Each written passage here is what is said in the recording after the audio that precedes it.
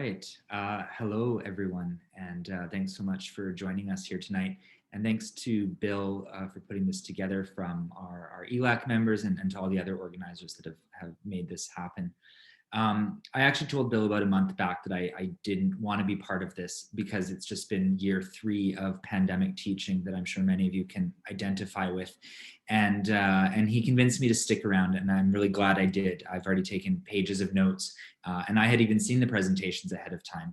And I'm still writing things down, and it's just a real privilege to learn from everybody here tonight. So I wanted to talk about sort of the process of maybe looking at one text, and you know, I love the lit circles and the opportunities for student choice. And I also still really think that there's a lot of value in having that one class community read that we look at, whether that's a novel study or a common play. And so often when I talk about this with English teacher friends, you know, we're excited to dig into the novel, and the question's always, okay, what are we going to do with it? You know, because we just kind of want to read it. We want to read it and we want to talk about it, and we want our students to be as excited about it as we are. And hopefully we want them to maybe, you know, open up some new perspectives and to maybe take action in some new ways to change, you know, the way that they're becoming, as Bill was saying. And I was thinking about this a lot this morning, and what my first piece was. And if you can go to the next slide there, Karen. And this morning we had a presentation from some people who work at our division office who are working on some different diversity initiatives. And one of the speakers talked about the idea that students shouldn't read anything that they read should not make them uncomfortable. If we as teachers are reading it and we're uncomfortable, that's a sign that we shouldn't have that text in our classroom. And I understand where she was coming from. And I also think that she was really mistaken, because as Bill was saying, you know, I mean, I guess it raised for me, actually, I should say first, the question, what does it mean to be comfortable in our classroom? And of course, we want students to feel that sense of belonging and that sense of safety, the ability to make mistakes and to, you know, sometimes mess up, and to feel valued and to feel affirmed. And all of those things I think are important. I don't always think, though, that is equated with being comfortable. When we think about that windows and mirrors metaphor, sometimes looking in the mirror is uncomfortable when we see something reflected back. That we have to contend with, that maybe we don't want to contend with. Sometimes when we look through a window and see how people who are different than us have maybe been treated or mistreated, that can be uncomfortable. And so I was really kind of concerned by that statement. And Bill started tonight's session talking about the idea that global citizenship is about shifting boundaries. And for me, shifting boundaries is often and can be uncomfortable work. And so this connects to this notion of a pedagogy of discomfort, which I first encountered around the same time that I met Bill and Karen, which was in a research project. And we had been gathered together as English teachers to talk about teaching post-colonial literature and what teaching that literature might, how it might advance in education for social justice. And I found the idea of a pedagogy of discomfort really interesting in terms of, it comes from Megan Bowler's work and people who have built on her. And as Bill was saying, you know, it really focuses on the role of emotions within learning. So that whole aesthetic encounter with literature. She writes that a teaching practice that can encourage students to move outside their comfort zones and question their cherished beliefs and assumptions is what constitutes a pedagogy of discomfort. Building on her work, Burlak says that if a major purpose of social justice education is to unsettle cherished beliefs about the world, then some discomfort is not only unavoidable, but may also be necessary. We can go to the next slide. Further, Bowler writes that emotions define how and what one chooses to see, and conversely not to see. And it's that not seeing, what she calls the inscribed habits of inattention, the way that we've all kind of learned not to see certain things because it's more comfortable not to see certain things. And that when we do see those things, she refers to it as a disrupting or even a shattering of their worldview. And she writes that for understandable reasons, students may not welcome the invitation to rethink their worldviews in ways that disrupt and shatter their comfortable status quo. And of course, this raises a lot of ethical questions that I'll hopefully consider briefly at the end.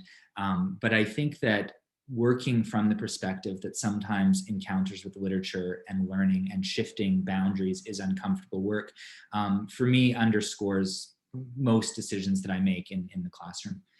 Next slide, please. So one of the novels that I've been working with for a number of years now is Purple Hibiscus, which is a Nigerian novel from 2003. It follows a young 15-year-old girl growing up in Nigeria. There's civil conflict in Nigeria, and at home, there's a lot of domestic conflict as well. Her father is a really respected member of the community, but behind closed doors, he is very abusive to his family. He controls them. He causes his wife a miscarriage. He deforms his son's hand. And as a result, his daughter grows up just unable to speak at all, pretty much. And so it deals a lot with, he's very Catholic. It deals a lot with the legacies of colonialism, with religious hypocrisy, with growing up. And I like it because it is such a nice bridge between the YA novels that students have often read in junior high, and it still has that teenage protagonist, but it's definitely adult fiction in the way that it's narrated. Even choosing a novel like this, thinking about that pedagogy of discomfort means that I, as teacher, have to lean into my own discomfort. I have to pay attention to those inscribed habits of inattention. Why is it that I always just go to these canonical texts? Why have I always just said, okay, I'll teach what's in the book room, like Matt was saying, rather than saying, why don't I just bring in all my books that I own? Why do I not question whether or not the book that I've used as my anti-racist text is actually, in fact, anti-racist at all, or if it just happens to have been decided at some point that this was, and I haven't really questioned it since then. I also have to move outside that comfort zone of teacher as expert to recognize that if we're going to teach global literature about a place that I have never visited, that I cannot be an expert. I cannot teach my students about Nigeria. And that's not, in fact, my job, I think, to teach my students about that. Instead, I can, encounter this text with them, and we can learn together from that text. And so it's in that way a sense of, I think, more a move from learning about to learning from the text. Next slide, please. So I often frame with my students this novel, and we kind of use this framework through a number of texts that we look at from this TED Talk by the author of Purple Hibiscus, Chimamanda Ngozi Adichie. And I suspect by this point, a lot of people are probably familiar with it. It's pretty ubiquitous, but if you haven't watched it, definitely do. I watch it many times a year, and I still just really enjoy it. And essentially, she writes about how it is that stereotypes are, as she says, that the problem with stereotypes is that they're not untrue, but that they're incomplete. They make one story become the only story. And so she's interested in the role of literature in doing that, and how what that means is that we learn to not see an entire people. We see only these things like their poverty, and we come to believe that because they are poor, that they cannot be capable of anything beyond just existing as poor. And I really like that within the talk, she brings in this Igbo concept of Nkali, which she roughly translates as to be greater another. And so right away that frames for our students that what we're talking about here is largely dependent on power. When we look at all of these differences that we'll encounter, so often they're mediated by inequities of power. If we can go to the next slide, please. Oh, I think it's trying to play. There we go.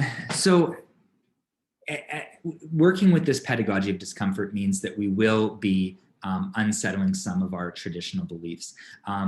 We start by unsettling this belief about assumptions that many students have about Africa, and I use that in quotes because, of course, obviously that's a whole continent, and yet so many students who, and I should specify because, of course, we have many students who have come from African countries or whose parents have come, and they have a much more nuanced idea.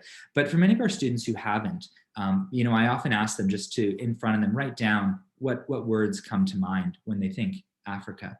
And I just circulate, and I don't have them share, but inevitably, they kind of are lumped into a few categories of, things like poverty and famine and disease, or safaris, or Egypt. And it's a very limiting view. It's pretty apparent that, we have a single belief. So we have to unsettle that.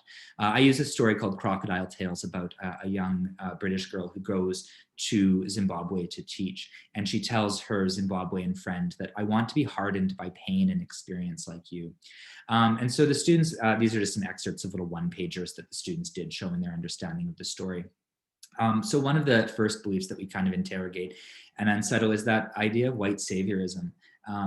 There's a great Instagram account there. I've put the link to Barbie Savior. That's what that image is from. And if you've never seen Barbie Savior's Instagram account, you have to check it out. It's essentially Barbie sort of mocking this idea that, she's somehow qualified to go and teach in Africa. She jokes that she has no education, but it doesn't matter because she's white. And so it does a pretty good satirical job. I think probably more accessible satire than maybe Jonathan Swift. And so we look at that. We look at some articles around the idea of voluntourism, around things like WE, which a lot of students, have attended or are attending different WE events, and maybe kind of look at how those events can be a little bit problematic in terms of how they present issues. Next slide. So then I have students typically write their own single story, and this really gives them a way to connect. You can see some quotes here from different students. One writes, I'm Punjabi, but one single story that has been told about Indians is that we're all the same. Another says, if I were to add, I am also queer, non-binary, I am female, and all of those have single stories. And another writes, I try to educate people about my stereotypes so that they don't go ahead and ask somebody else who may not be as willing to teach as me. And there you can tell that those are real because there's even typos from students. If we can go to the next slide. So we often then look at the text through different critical lenses. I look at this from a feminist lens, and there again, we have to lean into that discomfort because students have a lot of preconceptions about or misconceptions about what feminism is. Adichie has another great TED Talk, We Should All Be Feminists, which was published as a small book as well. And so students, we watch that, we talk about how she defines feminism, we talk about Beyonce, who actually samples a clip from We Should All Be Feminists in her song Flawless. We talk about Beyonce's brand of feminism. We read this short narrative called The Disobedient Woman, which kind of echoes some of the themes from the novel, but is a true story from Nicaragua. And I'm really impressed just with the level of understanding that students already have.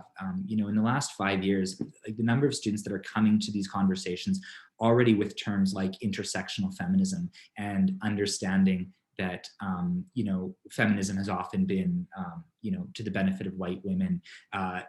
Students, I just had this conversation a couple of weeks ago. They were using the white gaze and the male gaze. And it was just like, they're learning a lot of this language on TikTok, and they're coming wanting to discuss it because they have some understandings and they want places to discuss more. So we look at the novel through that perspective as well. Next slide. Oh, it's going to try and play both videos.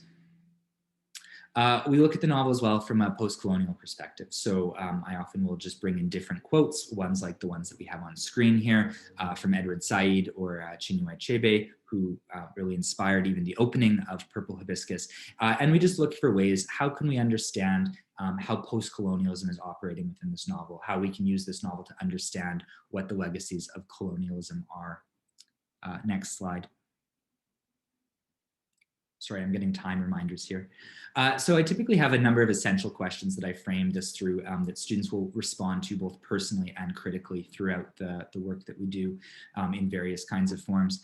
So we ask, what are the legacies of colonialism? What events or circumstances help or prevent from finding their voice or being heard?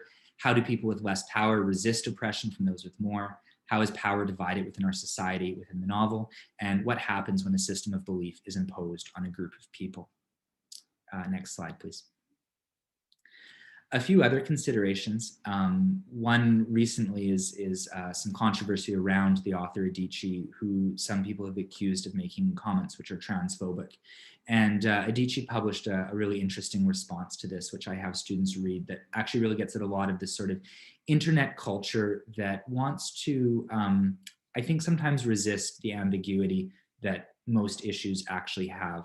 And she addresses a little bit the accusations of the comments that she made, but mostly it's about how the internet is sort of giving a place for people to espouse a certain sense of ideological purity and shut down anything that seems to not subscribe exactly to that particular brand of ideology.